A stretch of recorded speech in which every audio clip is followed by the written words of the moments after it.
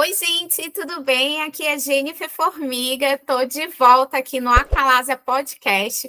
Hoje estou trazendo mais um amigo chamado Alexandre, ele vai contar aqui a história dele para a gente. Quero agradecer também ao apoio do Acalásia Brasil, lá com o time da Juliana, que está apoiando aqui o nosso canal com esse episódio. Então, Alexandre, seja muito bem-vindo aqui no canal. Para começar, eu quero que você se apresente para a galera, conta aí um pouquinho de você e como que tudo começou, como que a Acalásia entrou na sua vida. Seja bem-vindo, Alexandre. Obrigado, Jennifer, obrigado mesmo pelo acolhimento aí. Enfim, eu não consigo identificar assim, uma data exata. Eu vejo muita gente dizendo, começou quando eu estava comendo tal comida e eu senti isso. Não, o que eu sei é que no finalzinho, acho que no finalzinho de 2023, eu comecei a sentir aqueles entalos bem leves, leves assim, a comida, eu comia e ficava aquela coisinha presa, mas assim, com água, rapidamente desentalava, e aí eu não me preocupava. Eu achava que era besteira, que era alguma coisa da comida que eu estava comendo, enfim. E foi passando o tempo, passando alguns meses, e eu seguindo sem me preocupar, porque a evolução estava lenta, não evoluiu rapidamente nesse início do sintoma. E aí eu fui para um exame periódico do trabalho, e aí o médico do trabalho sempre pergunta algumas coisas e tal, e aí foi quando eu citei que tinha esse sintoma, e ele disse, olha, é melhor você fazer um exame, né? Procurar um médico gastro, e aí ele deixou prescrito, né, a endoscopia, né? E aí tá certo, pensei, vou fazer, né? Mesmo assim, eu peguei o exame, peguei a requisição do exame, guardei na gaveta. Guardei, digo, isso aí é besteira, isso aí vai passar.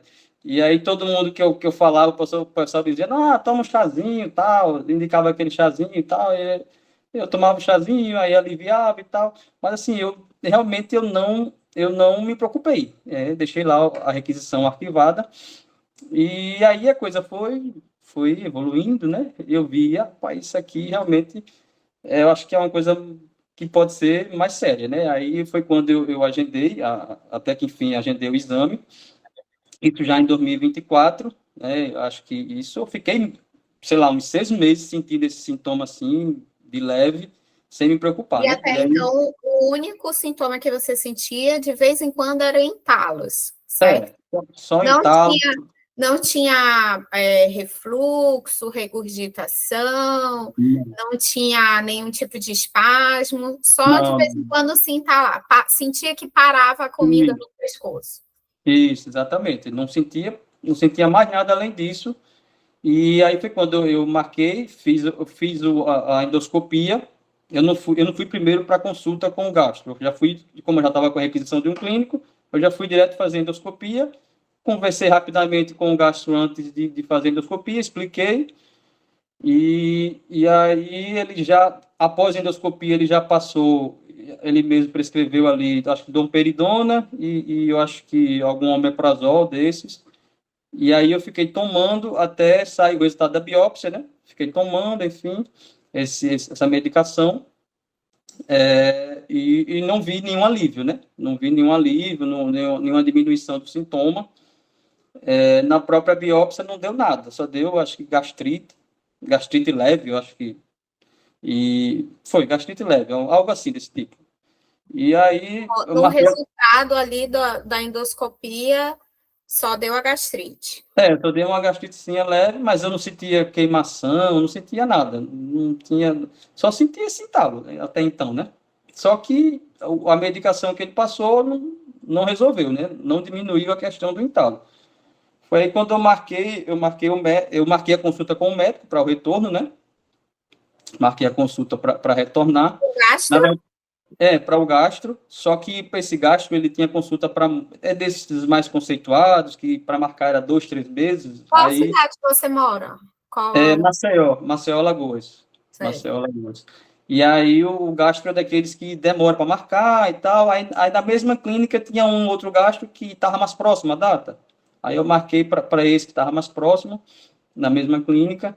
E aí quando ele viu o resultado do exame, viu que eu não tinha melhorado com a medicação, ele disse, ó, vamos repetir a endoscopia e eu vou retirar mais materiais de você, de diversas partes mais diferentes, porque o outro não tirou tantas partes, né? E aí ele tirou do duodeno, enfim, tirou de outras partes que ele não tinha tirado. Aí repetiu a endoscopia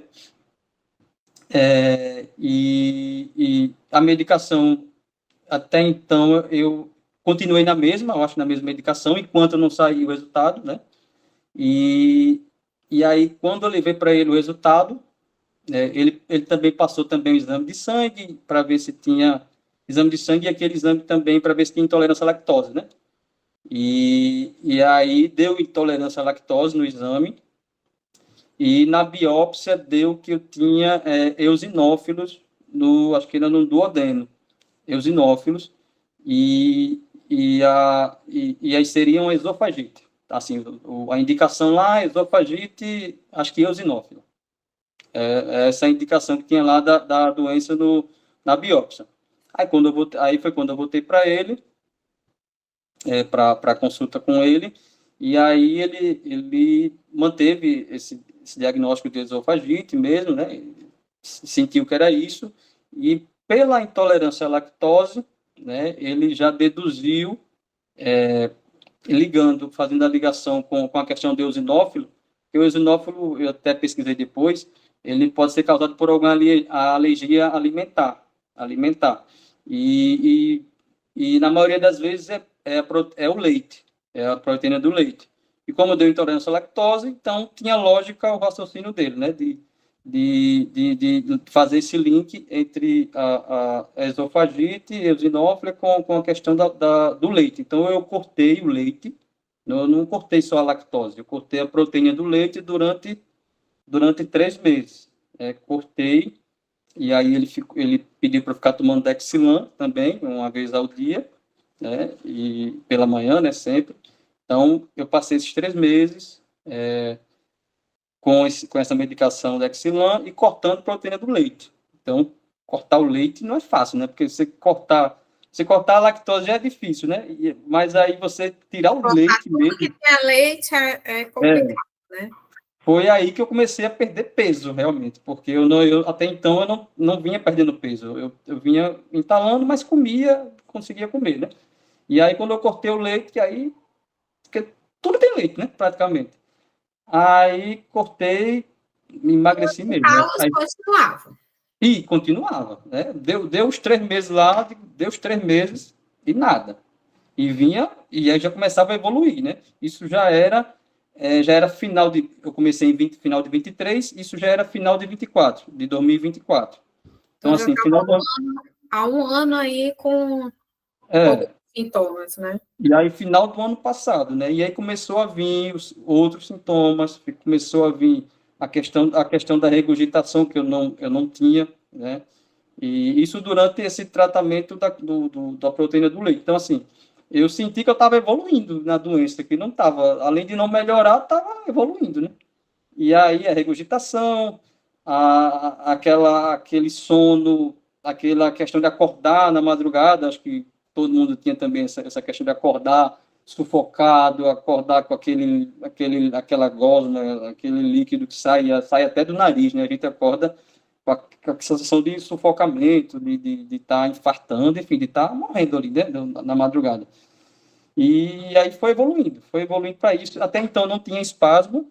Espasmo já foi um sintoma que eu já fui ter já no final. Depois eu chego lá e conto a questão do espasmo. Mas aí eu voltei para ele e disse, olha, não melhorou já esse ano, né? Já esse ano, acho que fevereiro ou março. Já tinha emagrecido quantos quilos? Lembra? Já estava... Já tinha uns 10, 12 quilos. Já tinha uns 10, 12 quilos mais magro, né? Já estava com aquela perda ponderal mesmo de peso. Mas aí no final eu cheguei a 18, né? Até a cirurgia, enfim. Mas nesse período eu já estava com uns 12 quilos. Aí voltei e disse, olha, não, doutor, não mudou nada, só está piorando. Mudou para pior, na verdade. Enfim, aí foi quando ele disse, olha, então vamos fazer mais exames. E aí foi quando ele passou a manometria e pH-metria. Ele não passou, em princípio, o raio-x. Ele passou a manometria e pH-metria, que faria no mesmo momento com o mesmo médico. Aí ele disse, olha, faça com tal médico, que é só esse médico que faz, em Maceió, né? Aí eu fui, como eu tenho um plano de saúde, e eu liguei para essa clínica, a clínica disse, olha, não faz pelo plano, só faz particular. Aí eu, aí eu solicitei ao plano uma garantia de atendimento, que eles têm essa questão de garantia de atendimento quando não tem nenhum profissional na cidade que faz o exame, aí eles conseguem procurar alguém ou em outra cidade, enfim, para fazer. Foi quando o plano achou outra pessoa que fazia, ainda em Maceió também, achou outra clínica que fazia manometria, e aí eu fiz, né, manometria, pH-metria, terrível, acho que o pior exame que eu já fiz na minha vida. O meu, para mim, foi horrível também. Para mim, foi um exame assim que eu fiz rezando Pai Nosso, assim, meu Deus, você conseguiu fazer? Tem pessoas que nem conseguem fazer. Consegui com muita luta, porque ele colocava lá, botou só um cheirinho, algo aqui, uma anestesia local assim, e ele ia colocando a mangueirinha, mas tinha hora que enganchava, e aí ele tinha que puxar de volta. Aí ele tinha que puxar, né? E ela ia entrando, quando eu tava pertinho de chegar, ele, eita, vou ter que tirar tudo. Aí tira tudo de novo, aí vai de novo, devagarinho, e ele botava e eu vomitava, e ficava aquela coisa lá na mesa, na maca, vomitando tudo, enfim. Mas aí ele conseguiu, e ele ia. Então, assim, e tinha que ficar tomando uma aguinha, né, também. Tem exame terrível, terrível, porque terrível. aí, depois que ele consegue colocar a mangueirinha, aí você fica tomando líquido para aí sim ele poder ver, né? E aí ele vai puxando bem devagarinho. Começa 60 centímetros, começa 60, se não me engano. Aí vai puxando, aí ele vai falando 10 centímetros, aí tem 50 centímetros, 40 centímetros, e vai aquela coisa bem devagar, e você angustiado lá para aquele exame terminar, né? Mas aí eu consegui fazer, e na hora mesmo ele disse, olha, a gente tá aqui fechando o diagnóstico para calásia. Até então eu não sabia. Eu nem imaginava. Até então, eu nunca tinha ouvido falar, nem o médico tinha comentado. Não, o médico não tinha comentado, e aí ele disse, calásia e tal. Aí eu disse, qual é o tratamento? Ele disse, olha, o seu médico, eu acho que ele não quis me assustar, né? O seu médico vai lhe orientar o tratamento.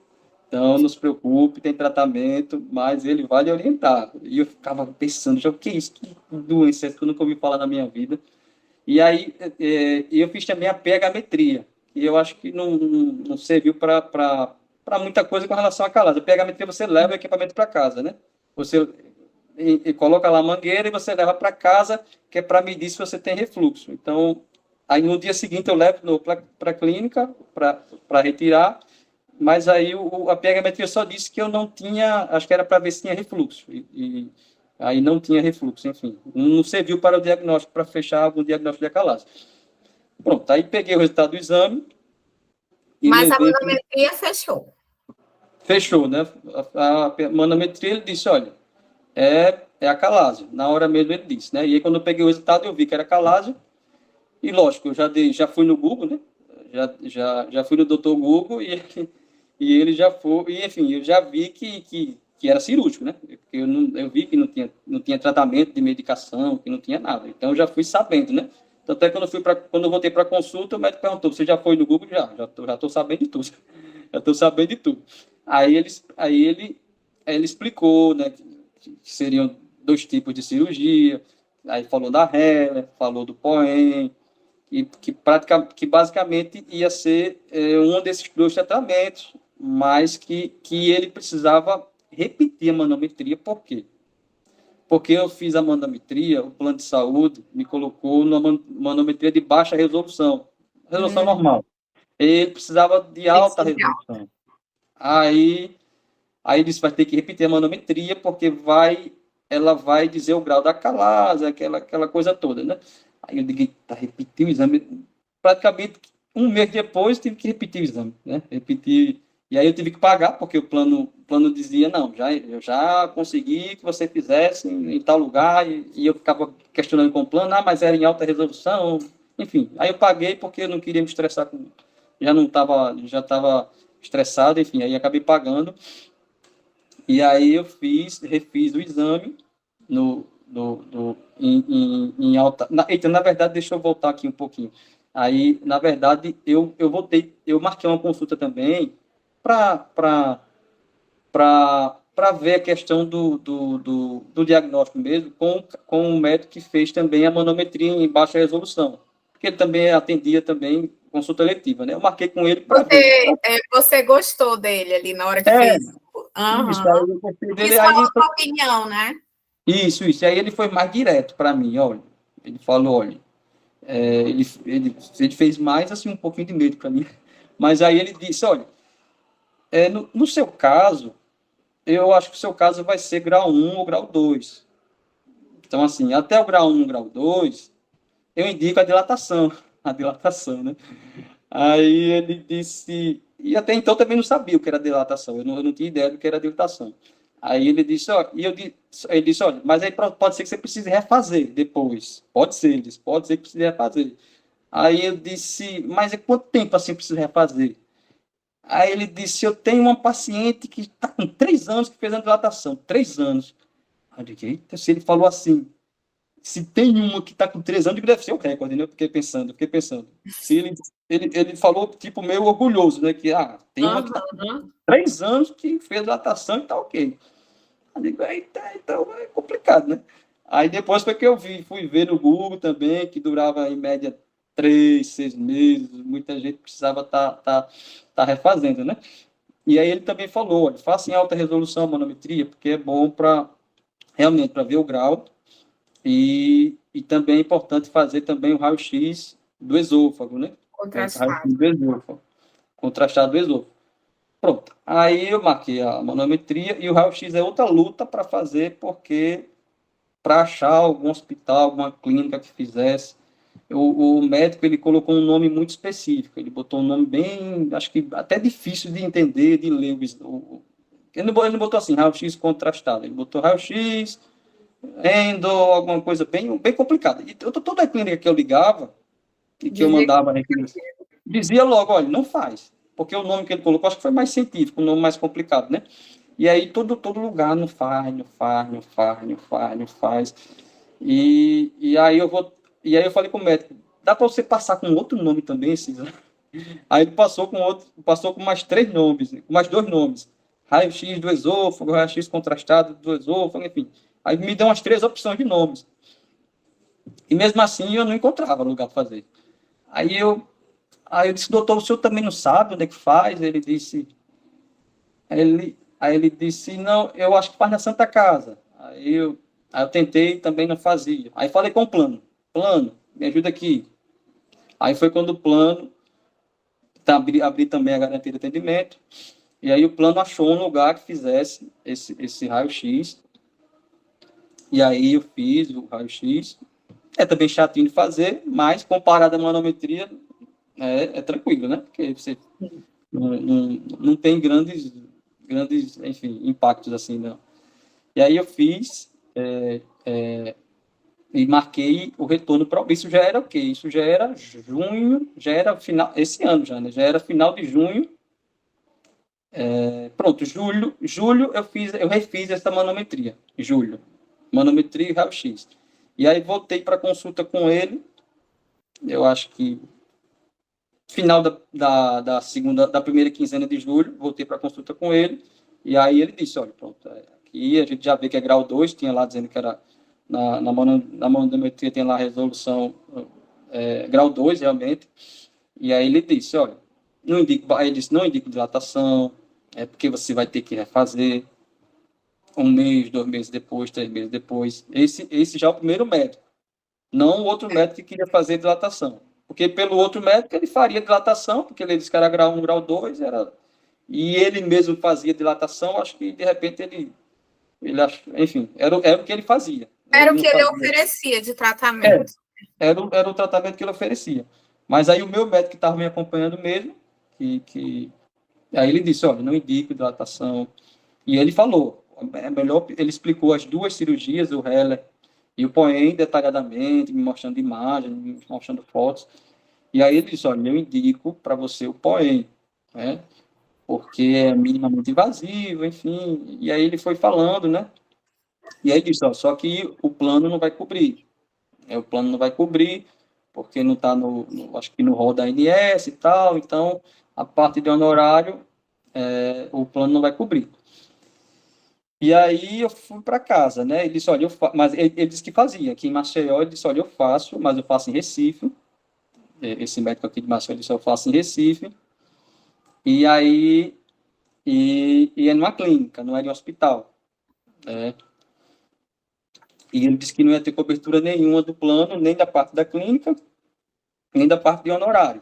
E aí o orçamento dele ficou bem complicado para mim, entendeu? Porque ficou ruim, ficou difícil o valor, né, que ele me passou, né? Aí eu fiquei uns 3 dias, assim, pesquisando, olhando. E aí, assim, para mim, eu só tinha como referência, nas pesquisas no Google, enfim, só aparecia mais o Dr. Conrado, né? Então, assim, só tinha ele como referência. Eu não imaginava que tinha outra pessoa também, de renome no Brasil, que tinha, assim, capacidade para realizar essa cirurgia, assim, com maior assertividade, né? E aí eu só conseguia pensar nele. Eu olhava, aí tentei falar com a clínica dele, mas aí tinha aquelas respostas automatizadas e tal. Eu não achava, eu não cheguei a achar ele no Instagram. Coloquei no Instagram o nome dele, não achei. E aí foi quando eu coloquei a Calásia no Instagram, a Calásia. Aí já veio o grupo do Acalásia Brasil. Já veio lá. Veio lá o Instagram do grupo. E aí aí tinha lá o link para falar com alguém e eu fiquei pensando, isso aqui será que é fraude? Eu fiquei pensando, né? Ele fica com medo, né? Aí cliquei no link, aí deu lá, já, o Instagram já deu o WhatsApp da Juliana. Quando eu falei oi, com 30 segundos ela respondeu. Rapaz, o negócio aqui tá rápido, viu? Ela já respondeu, já me deu aquela atenção que ela sempre dá, né, logo de início. Então, assim, e eu passei, isso foi uma manhã, sei lá, acho que 8 horas da manhã, eu fiquei até meio-dia conversando com ela, assim, e ela perguntando os sintomas, perguntando tudo. Já mandei meus exames para ela todos, mandava todos os exames, ela já dizia. E eu pensava que ela era médica, porque ela conhecia tanto do assunto. Ela entende tanto, né?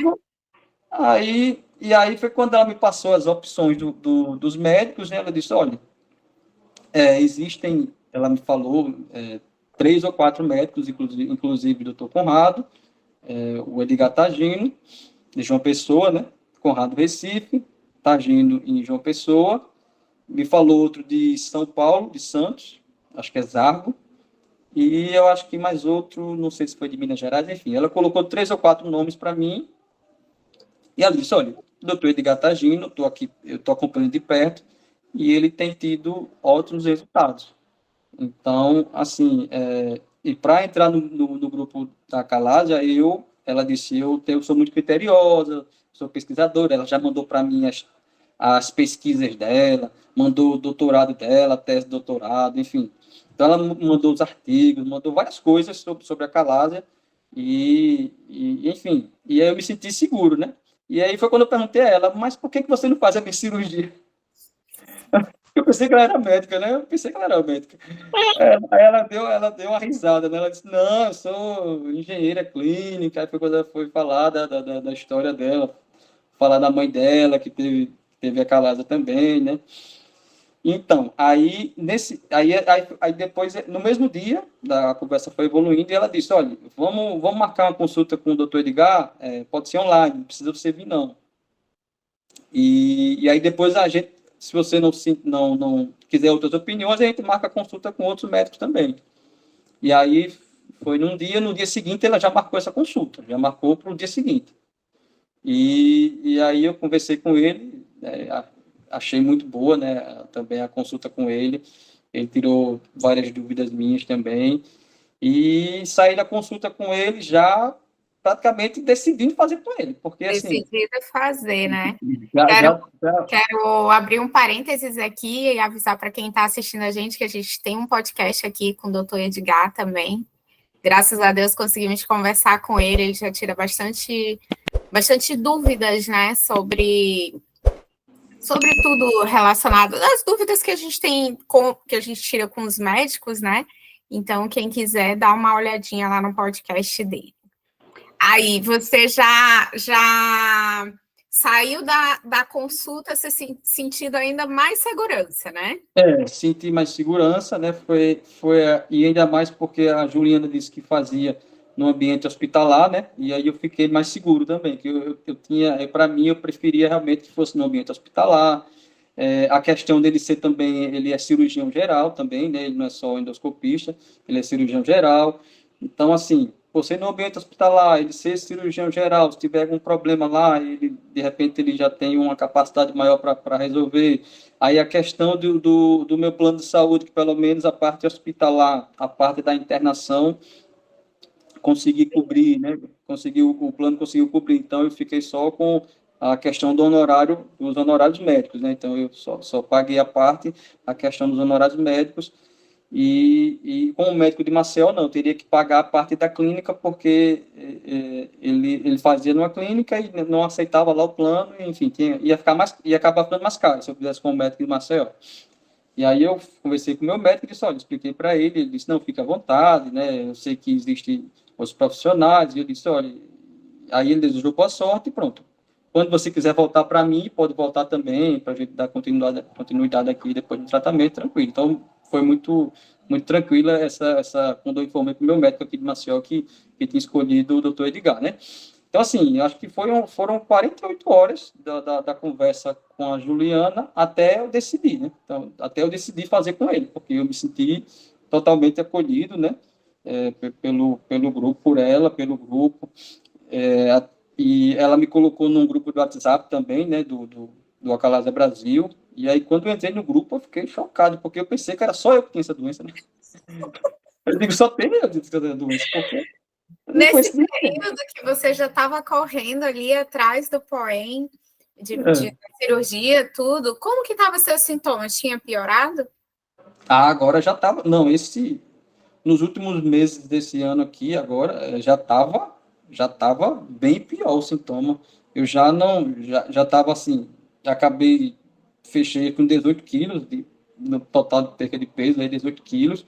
Você se alimentava de quê? Então, eu antes de entrar no grupo,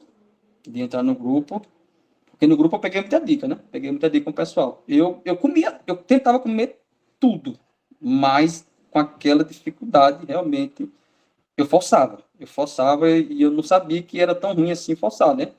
Mas assim, eu comia tudo, mas forçando. A porçãozinha pequena, sei lá, o meu almoço era 100 gramas, eu ia no self-service, era 100 gramas de comida que eu botava. E demorava ali, sei lá, quase uma hora para comer. Aquelas 100 gramas de comida. Tinha que ter 1 litro de água, 1 litro, no mínimo 1 litro de água para poder descer a comida, porque não descia de jeito nenhum. E eu vi o pessoal falando que água gelada ajudava. Para mim, água gelada era o terror. Era o terror. Nossa, mesmo? Era um terror. Então, só água natural. Água natural. E aí, muitos restaurantes que eu ia, eu tinha dificuldade de achar água natural, porque eu acho que todo mundo colocava água para gelada. Todo mundo queria água gelada. E aí, quando eu chegava no restaurante que dizia, não, só tem água gelada. Aí para eu almoçar com água gelada, não tinha como. Não tinha como. Tinha que esperar a água ficar em temperatura ambiente para eu poder comer. E aí, muitas vezes eu levava já a minha garrafinha de casa, com água natural, para poder conseguir comer. Então, assim, era muita água mesmo que eu tomava. 1 litro no mínimo por refeição, agora só natural. Só água natural. Aí, deixa-me ver outra questão. Pronto, aí, então assim... Aí você decidiu bater o martelo que ia fazer o POEM, já começou a se organizar para fazer a cirurgia. Deixa eu te perguntar uma coisa. Você, nos exames, deu grau 2, né? E megaesôfago, deu? Essa questão eu não lembro, eu não, assim, eu não cheguei a ver essa questão. Eu não Certo. lembro se deu essa questão do megaesôfago. Assim, porque assim, eu acho que eu até achei que o raio-x, porque assim, eu acho que o megaesôfago ia dar nesse raio-x. Mas Sim, eu achei o resultado do raio-x, eu achei assim, meio. Não achei porque assim, não deu a medida do meu esôfago, entendeu? Eu achei que ia dar a medida. Eu achei muito básico, muito básico. O resultado, acho que a qualidade do exame eu superficial, fiz. né? É muito superficial, deu lá, a calásia no raio-x e não deu tamanho de esôfago, não deu nada. Aí, enfim, mas também não me preocupei, né? Certo, Porque certo. É só para é, saber é. mesmo. Aí eu não sei se realmente como é que estava essa questão do tamanho, megazord. E então, assim, entre a conversa com a Juliana e eu fazer a cirurgia, foram 30 dias. Então, assim, entre a decisão lá. O que teve, você já foi junto. Exatamente, exatamente. No dia que eu fiz a cirurgia, foram acho que 10 pessoas no total. 10 Aí você pessoas. saiu de Maceió para João Pessoa, foi em João Pessoa, então, né? A sua cirurgia. Foi uma pessoa lá no Hospital Clinepa. Eu fui um dia antes, né? Aluguei um apartamento lá, levei minha esposa, levei minha mãe e meu filho também, porque minha mãe dirigia para revezar no volante também. Aí Revezar a, no e a, volante. a acalásia, ela é uma doença, assim, muito solitária, mas a família sente muito também, né? Porque ficar vendo a gente ir ali no banheiro e tal, né? É As verdade. reivindicações, a família fica muito agoniada também, né? Imagino que a sua esposa, sua mãe, seu filho tenham também, assim, né, ficado nervosos também. Era muito tenso, realmente. A hora de qualquer refeição era muito, muito tenso mesmo. Então, assim, até mesmo essa questão da família, de sentir, até mesmo meu filho tinha 8 anos, o vizinho dele, daqui da gente, é uma criança, também veio brincar com ele aqui em casa. E aí eu estava comendo nessa hora, eu estava me alimentando, e aí meu filho veio falar comigo. Ele disse, pai, será que o senhor podia parar de comer? Eu disse, por quê, meu filho? Não, porque eu fico com vergonha de você vomitar na frente do meu amiguinho aqui. Eu fico com vergonha. Ai, Aí, criança fala qualquer coisa, né, que vem na cabeça, né? Aí foi quando eu baixei a cabeça assim, que eu fiquei, ele viu que eu fiquei triste, que eu baixei a cabeça. Aí ele me abraçou e disse, não, pai, não fique triste não. Fique triste não, que pode comer, pode ficar tranquilo aí, que não tem problema não, pode comer, tá certo? Se vomitar, não tem problema não, ele disse. E aí eu vi que ele também sentia, né? Que ele também, ele tinha fica achado, ele tinha receoso. vergonha, mas também ficou triste, porque eu fiquei triste também, né?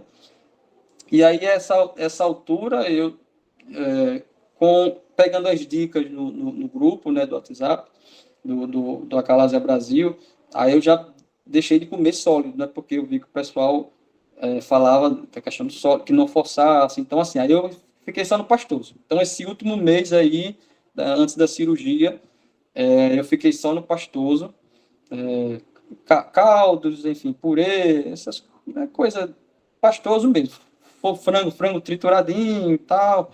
E assim, a evolução que eu não senti na doença no início do primeiro ano, 1 ano e meio de doença, a evolução que eu não senti essa evolução grande, nos últimos 2, 3 meses foi uma evolução absurda. Absurda, avassaladora. Parece que depois que você descobre o que é, aí É, pronto, né? porque Ai, o diagnóstico mesmo, o diagnóstico foi em junho, em junho. Então, assim, do diagnóstico para cá, a evolução foi terrível, terrível, terrível. E eu não sentia espasmo até então.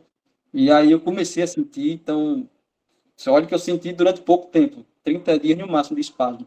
Mas foi a coisa, um sintoma assim, terrível, terrível, terrível, que doía no peito, e arrepiava para as costas, e aí para passar eu tinha que me levantava e ficava andando pela casa, e esticava, tentava ficar, né, aí tomava água, enfim, para depois de algum tempo passar, né? Mas o espasmo, E a hora de dormir, a madrugada, não tinha, assim, eu acho que eu acordava 5, 6 vezes na madrugada, É porque sufocado. voltava, né? Tudo que você comia durante o dia, à noite, E voltava. olha, e olha que eu seguia, eu me alimentava às 19 horas, depois de 19 horas eu não comia mais nada, porque eu pensava, não, tem que dar um tempo, né, Então, assim, eu botei na minha cabeça, 7 horas da noite era hora de comer no máximo, mas mesmo assim não tinha jeito, não tinha jeito, eu acordava várias e várias vezes, regurgitando, enfim, lençol de cama todo dia, praticamente tinha que trocar, porque eu sujava tudo, então, assim, foi uma evolução realmente terrível, né? Assim, eu deixei de sair com amigos, enfim, os amigos chamavam e eu inventava desculpa, né? Inventava desculpa, não posso.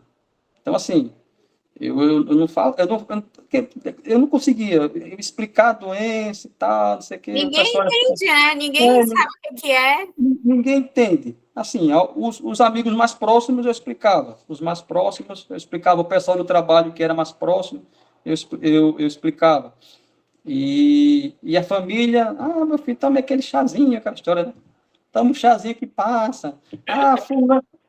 Fulano também teve isso, eu conheço fulano que já teve isso também. Aí, entendeu? Aí todo mundo pensava que era uma doença, né? Que todo mundo tinha, que era uma coisa tranquila de resolver, né?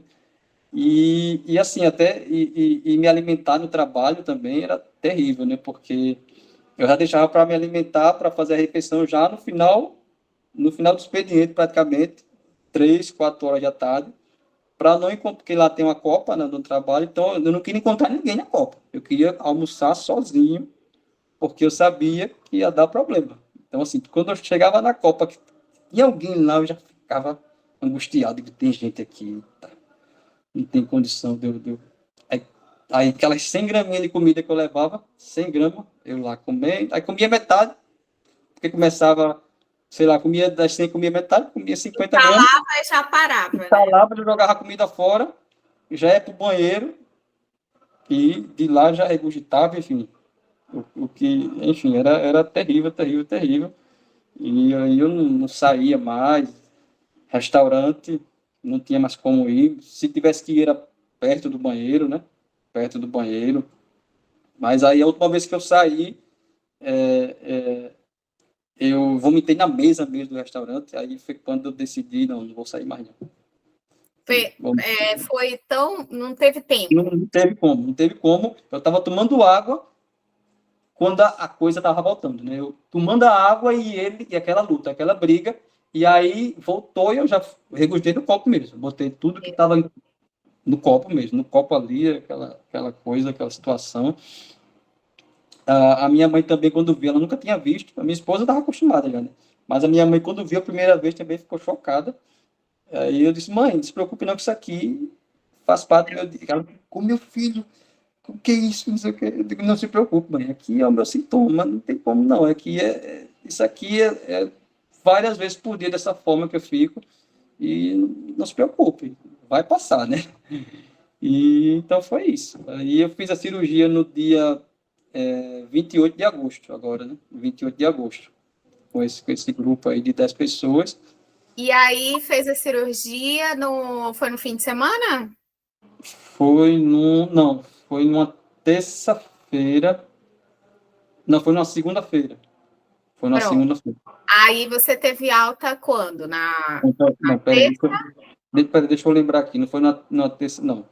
Foi numa quinta-feira, na verdade, foi na quinta-feira, pronto. Dia 28 de agosto, foi uma quinta-feira. Foi uma quinta-feira, fiz a cirurgia, aí no mesmo dia teve o teste da água, né? O teste da água gelada.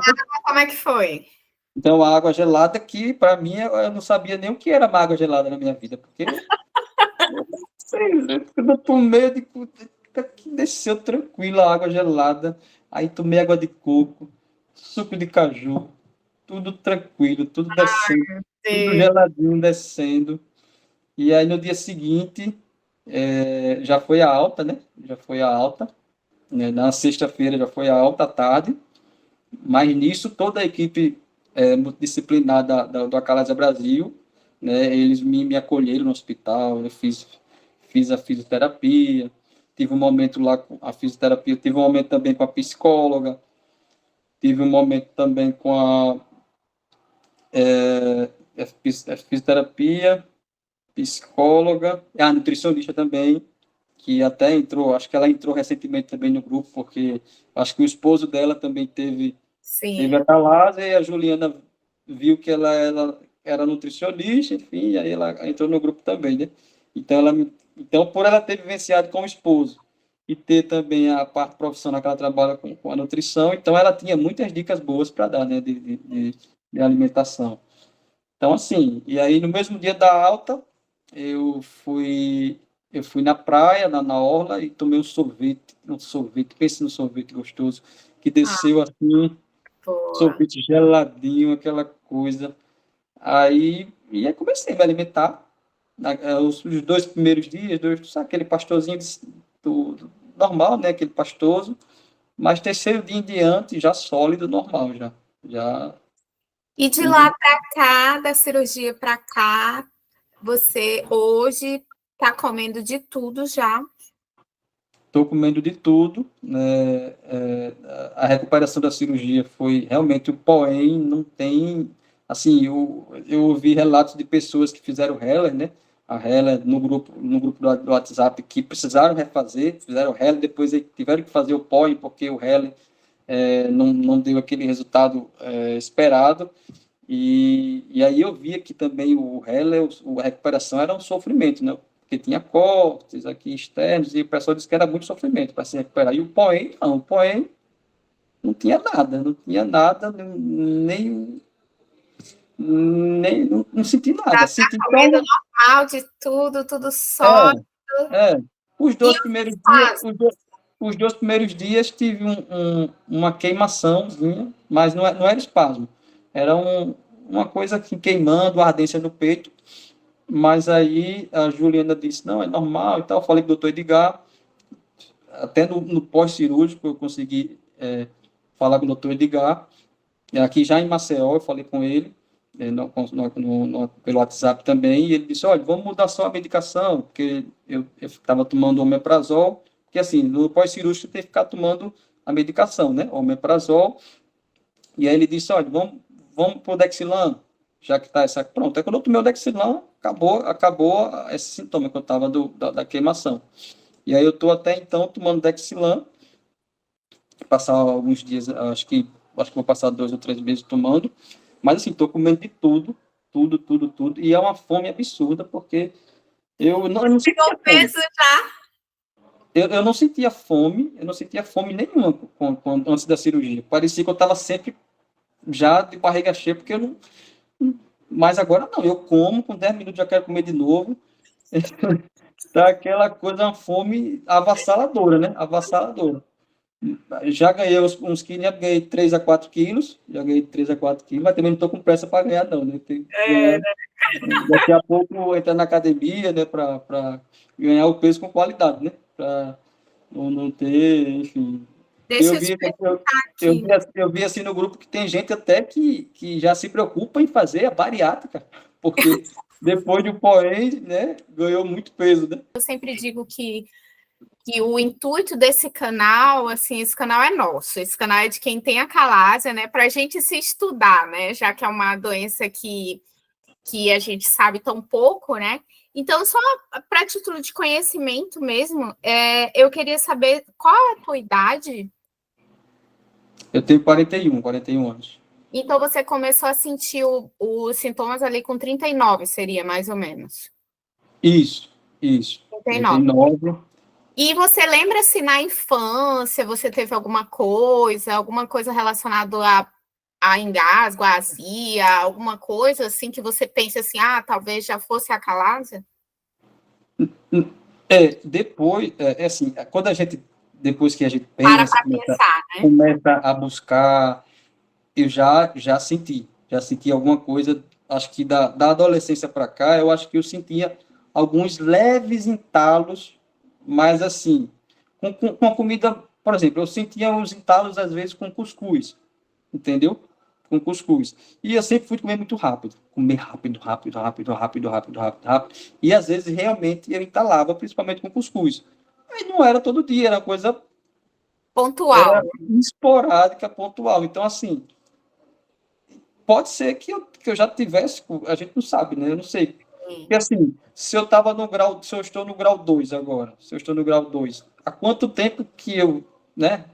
Desde quando eu evoluí do 1 para o 2? Eu não sei, né? Assim, não tem como ter ideia. A questão do, do Chagas, eu fiz o exame e não deu. Pois Não é, deu isso era Chagas, outra né? coisa que eu ia perguntar, se você sabe alguma coisa relacionada a Chagas ou a causa. O Chagas deu negativo, não tive Chagas, então ficou como idiopática, né? Quando não tem causa, enfim, não tem causa conhecida, né? Então, Temos que mas continuar nos estudando, né? é uma Para coisa. saber. Então, assim, e Juliana sempre tem estudos aí, então quando ela tem um estudo novo, ela já coloca lá no grupo e já é um avanço, enfim. Então, assim, vamos acompanhar aí até que um dia a gente tenha, quem sabe, a cura, né? Já que inicialmente não tem cura, mas eu acho que tem gente que já fez o POEM há 10 anos e está aí vivendo tranquilamente. Tem outras pessoas que precisam Eu já fazer tenho 6 anos. Eu tenho 6 anos de POEM. 6 anos. Então, assim, muita gente vive normalmente, né? Como não tem cura, mas, enfim, convive-se, né? Convive-se, Tem né? qualidade de vida, pelo menos consegue ir para um restaurante comer. Tem qualidade de Tranquilo. vida. Eu fui no restaurante, o primeiro restaurante que eu fui, depois da cirurgia, eu fiquei, eita, não vou ao banheiro, cadê o banheiro? Eu fiquei, não, e não precisava ficar perto do banheiro mais, não precisava. Então, assim, e coisas do dia a dia, assim, pequenas refeições que eu não, refeições, assim, e a gente valoriza mais a comida agora, né? Porque Sim, com até certeza. a questão de desperdício, o prato, eu já boto aquela quantidade e não deixo nada. Já tá, valoriza mais a comida, enfim, aquela hora ali da refeição. Passar fome tendo o que comer, eu acho que é a pior coisa que tem, né? É verdade. É terrível, terrível. Alexandre, e assim, pensando na pessoa que está nos assistindo, né, que ficou até agora aqui ouvindo o seu depoimento, quero que você pense numa frase ou numa palavra, uma mensagem para deixar para essa pessoa que de repente acabou de saber que está com a calásia, ou alguma coisa que você gostaria de ter achado ali na internet quando você foi atrás do Dr. Google, como você falou, né? Qual mensagem você quer deixar para essa pessoa? Então, a mensagem que eu gostaria de deixar é que existe uma luz no fim do túnel, né? Então, assim, eu sei que é muito difícil quando a gente tem o diagnóstico, é muito difícil quando a gente escuta, quando a gente lê as consequências, enfim, do que causa a acalásia. Mas, assim, existe ali a luz no fim do túnel, existem pessoas capacitadas, né? Não existe somente um profissional no Brasil, existem mais profissionais, cada vez mais se especializando, né? Não só médicos, cirurgiões, mas existem já equipes, né? Já se aperfeiçoando na calásia. Então, assim, busquem a orientação, não tenham medo, confiem no grupo. Eu posso falar do Acalásia Brasil, porque realmente é um grupo que me acolheu. Então, assim, podem confiar no grupo Acalásia Brasil, podem confiar em toda a equipe. Então, assim, eu só tenho a agradecer a essa equipe, doutor Edgar Tagino, agradecer a Juliana, agradecer a você também, Jennifer. A Jennifer foi muito importante, porque eu também busquei isso, eu assisti quase todos os seus podcasts, então, assim, depois que eu entrei no grupo, eu assisti praticamente todos. Então, assim, você também está de parabéns pelo trabalho, né, que tá desenvolvendo, né, por ter Obrigada. tido a doença também, por ter a doença, mas também passar informações muito importantes, conversar com todas essas pessoas que têm esse diagnóstico. Então, assim, existe luz no fim do túnel, existe tratamento, então, assim, dá para se ter qualidade de vida após o POEM, não façam Heller, então POEM é vida, realmente. E, Alexandre, você tem alguma rede social? Se alguém quiser te encontrar, como é que te acha? Pode, se quiser deixar a tua rede social, Instagram, não sei, algum contato seu? O Instagram é Alexandre Gameleira. É tranquilo de me achar. Então, assim, eu estou aberto a quem quiser conversar, pode passar meu WhatsApp também para conversar. Tanto é que no grupo do WhatsApp eu conversei em off com outras pessoas que. Então, assim, então é importante você ter alguém para conversar, não só em grupos, mas individualmente, né? Pegar algumas orientações. Então, assim, eu estou aberto para quem quiser buscar informação comigo também. Isso, e você que está aí, que ficou conosco até agora, vendo aqui a história do Alexandre, eu vou deixar aqui embaixo, no primeiro comentário fixado, o link que dá direto lá com o time da Juliana, do Acalásia Brasil. Se você tem acalásia ou está desconfiado, né, tem entalos, regurgitamento, algo tá aí querendo saber mais sobre essa doença, entre em contato lá com o pessoal, para você também entrar no grupo e ter contato também com o Alexandre, né? E, Alexandre, quero dizer muito obrigada por você ter participado aqui conosco. Enfim, estamos de volta à segunda temporada de podcasts, né? Você foi o primeiro. Obrigado, Jennifer. Obrigado, abraço. Então, tchau, pessoal. Não esqueça de curtir, se inscrever, compartilhar com todo mundo.